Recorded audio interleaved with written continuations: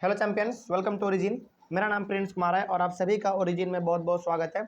आज का हमारा टॉपिक होने वाला है D regulation of industrial sector. ये आपके टॉपिक का है, ये आपका टॉपिक का नाम है। इसके बारे में हम लोग यहाँ पे दो पॉइंट, एक पॉइंट ये हो गया हमारा पूरा, ये यहाँ पे ये अलग किया हुआ है और ये हमारा यहाँ पे अलग किया हुआ है। तो ये इस टॉपिक में हम लोग ये पढ़ेंगे कि लिबरलाइजेशन आने के पहले किस प्रकार का स्थिति था और लिबरलाइजेशन आने के बाद किस प्रकार का हमारा स्थिति था। ठीक ना, चलिए। तो लिबरलाइजेशन जब इंट्रोड्यूस नहीं हुआ था तो उस समय पे क्या स्थिति था हमारे इंडियन मार्केट का, इसके बारे में जान लेते हैं हम लोग। In India there was restriction on the following things. जब लिबरलाइजेशन नहीं लाया गया था, यानी कि जब छूट ये सब नहीं दिया गया था अलग अलग सेक्टर में, तो उस समय पे यहाँ पे बहुत अलग अलग चीज़ों पे ना अलग अलग प्रकार का रेस्ट्रिक्शन था, यानी कि रोक था, पाबंदी था। क्या था, देखिए। Industrial licensing under which every entrepreneur had to get permission from government official to start a firm, close a firm or decide the amount of goods that could be produced। जब लिबरलाइजेशन नहीं लाया गया था, यानी कि जब अलग अलग सेक्टर्स में बहुत अलग अलग प्रकार के छूट नहीं दिए गए थे, उस समय पर जो भी एंटरप्रेन्योर, यानी कि जो भी नौजवान कह सकते हैं जो बिजनेस सेटअप करना चाह रहे हो, उनको यदि अपना कोई इंडस्ट्री खोलना होता था ना, तो वो गवर्नमेंट से जाके लाइसेंस लेना पड़ता था कि सरकार जी देखिए, हम ये इंडस्ट्री खोलने वाले हैं, हमको प्लीज़ परमिशन दीजिए। तो खोलने के लिए परमिशन लेना पड़ता था, बंद करने के लिए परमिशन लेना पड़ता था, और इसके साथ ही साथ कितना गुड्स प्रोड्यूस करना है इसके लिए भी उनको परमिशन लेना पड़ता था। ठीक ना। उसके बाद फिर आगे देखते हैं, private sector was not allowed in many industries. उस समय पे जो बढ़ चढ़ के अपना हिस्सा अपना काम कर रहा था वो था हमारा पब्लिक सेक्टर, यानी कि पब्लिक सेक्टर के अंदर में ना बहुत सारे हमारे इंडस्ट्री उस समय पे आते थे, और उस समय पे प्राइवेट सेक्टर को, यानी कि किसी खास इंसान को उतना ज़्यादा इम्पोर्टेंस नहीं दिया जाता था, यानी कि प्राइवेट सेक्टर को उस समय पे उतना बढ़ावा नहीं दिया जाता था लिबरलाइजेशन के पहले। उसके बाद some goods could be produced only in small scale industry.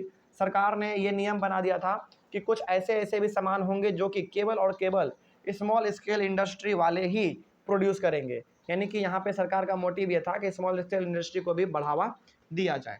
तो यहाँ पे ये भी आप कह सकते हैं कि कुछ ऐसे गुड्स एंड सर्विसेज थे जो कि केवल और केवल छोटे इंडस्ट्री के लोग ही कर सकते थे प्रोड्यूस। ठीक ना। आगे बढ़ते हैं फिर, controls on price fixation and distribution of selected industrial products. तो अब क्या होता था, देखिए, यहाँ पे कोई कंपनी गुड्स एंड सर्विस को प्रोड्यूस किया, उसको कैसे डिस्ट्रीब्यूट करना है, उसका प्राइस कितना रखना है ना, ये सारा का सारा कंट्रोल गवर्नमेंट ही करते थे। तो ये हो गया हमारा तब का दौर जिस समय की लिबरलाइजेशन नहीं लाया गया था, यानी कि जिस समय पे अलग अलग प्रकार के छूट यानी कि फ्रीडम हमको नहीं दिए गए थे। लेकिन 1991 के बाद क्या हुआ उसके बारे में देखते हैं हम लोग। But after 1991 many of these restrictions were removed. 1991 के बाद इसमें से जितने भी रेस्ट्रिक्शन आपने पढ़े हैं, रोक पाबंदी पढ़े हैं, इन सभी में से अधिकतर को हटा दिया गया। तो जानते हैं कि आखिर किन किन पाबंदियों को हटाया गया। Industrial licensing was removed, but on product categories like alcohol, cigarettes, hazardous chemicals, industrial explosive, electronics, aeroplane, drugs and pharmaceuticals, the industrial licensing was not abolished। इससे क्या हुआ, इससे ये हुआ कि हालांकि इंडस्ट्रियल लाइसेंसिंग का जो सिस्टम था, यानी कि आपको यदि इंडस्ट्री खोलना है तो उसके लिए आपको लाइसेंस लेना ही पड़ेगा, इस चीज़ को ख़त्म तो किया गया। यानी कि आप जिस भी चीज़ का अब इंडस्ट्री खोलना चाहें आप खोल सकते हैं, लेकिन सरकार ने कहा कि हम आपको हर एक प्रकार के इंडस्ट्री खोलने के लिए परमिशन नहीं देंगे। जैसे अभी भी सरकार ने कुछ कुछ इंडस्ट्री ऐसे थे जिन पे की पाबंदी ही लगा के रखा था, जैसे अल्कोहल, शराब पे, सिगरेट्स पे, यानी कि सिगरेट जिसको हम लोग कहते हैं, उन पे हो गया, हजार्डस केमिकल हो गया, बहुत खतरनाक खतरनाक जो केमिकल हैं उन पे हो गया, इंडस्ट्रियल एक्सप्लोसिव हो गया, है ना, यानी कि जो बम वम धमाका वमाका करने के लिए काम आता है वो हो गया हमारा, इलेक्ट्रॉनिक हो गया, एरोप्लेन, ड्रग्स, दवाई हो गया, फार्मास्यूटिकल्स हो गया, यानी कि दवाई ये सब हो गया। Industrial licensing was not abolished. ये कुछ ऐसे यहाँ पे बहुत ही इसेंशियल इंडस्ट्री है जो कि गवर्नमेंट ने कहा कि हम आपको हर एक प्रकार के इंडस्ट्री खोलने के लिए परमिशन तो देंगे, लेकिन इन सभी को खोलने का परमिशन नहीं देंगे क्योंकि इसमें खतरा ज़्यादा है, पता नहीं आप हैंडल कर पाएँ या ना कर पाएँ। तो यहाँ से हम लोग ये समझ गए कि गवर्नमेंट ने लाइसेंसिंग वाला जो सिस्टम था उसको ख़त्म तो किया था। जब जो कोई करना चाहता था, जो फैक्ट्री खोलना चाहता था, जो इंडस्ट्री खोलना चाहता था वो खोल सकता था, लेकिन इसके साथ ही गवर्नमेंट ने यहाँ पे एक्सेप्शन ये लगा रखा था कि आप इन सभी पर नहीं कुछ कर सकते हैं, इन पे मेरा ही कंट्रोल था पहले और अभी भी मेरा ही कंट्रोल रहेगा, ठीक ना। आगे बढ़ते हैं फिर। उसके बाद फिर क्या था, private sector was allowed in many industries but in the fields of defence equipment, atomic energy generation and railway transport are not allowed to the private sector, they are remained public sector. उसके बाद private sector को पहले रोका जाता था, यानी कि उनको उतना ज़्यादा बढ़ावा नहीं दिया जाता था, लेकिन लिबरलाइजेशन आने के बाद इनको बहुत ज़्यादा लिबरलाइजेशन का फ़ायदा मिला, यानी कि इनको बहुत ज़्यादा छूट मिला।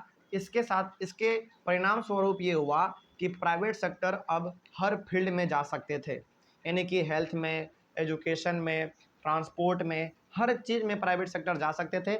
लेकिन यहाँ पे फिर से गवर्नमेंट ने पाबंदी लगाया, उन्होंने कहा कि आपको हर चीज़ में एंट्री मिलेगा, लेकिन कुछ फील्ड में आपको नहीं मिलेगा, जैसे डिफेंस इक्विपमेंट, यानी कि जो हथियार ये सब होता है ना, हथियार, गोला बारूद, फिर से टैंक, ये सब जो होते हैं हमारे, उनमें आपको परमिशन नहीं मिलेगा, वो आपको बनाने का परमिशन नहीं दिया जाएगा, है ना। अच्छा देखिए, यहाँ पे इसलिए नहीं दिया ना क्योंकि हो सकता है कि प्राइवेट आदमी है वो बना के उसका गलत इस्तेमाल कर ले, इसलिए उनको नहीं दिया।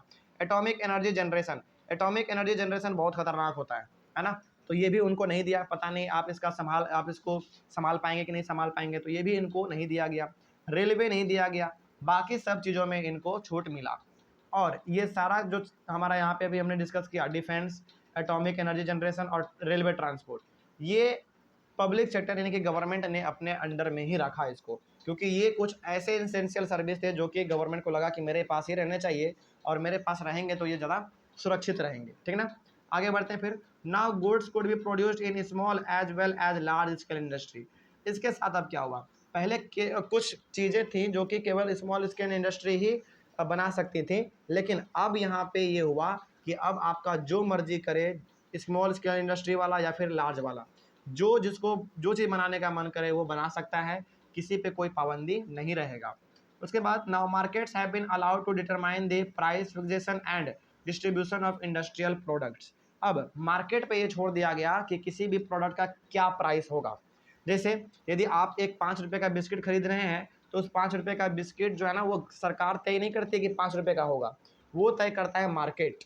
मार्केट में किस प्रकार से रेट चल रहा है, उसी प्रकार से उसका भी रेट चलेगा। मान लीजिए यदि कोई बिस्किट है, उसका दाम 7 रुपये है, तो ऑब्वियस सी बात है कि 5 रुपये वाला बिस्किट भी अपना दाम बढ़ाना चाहेगा।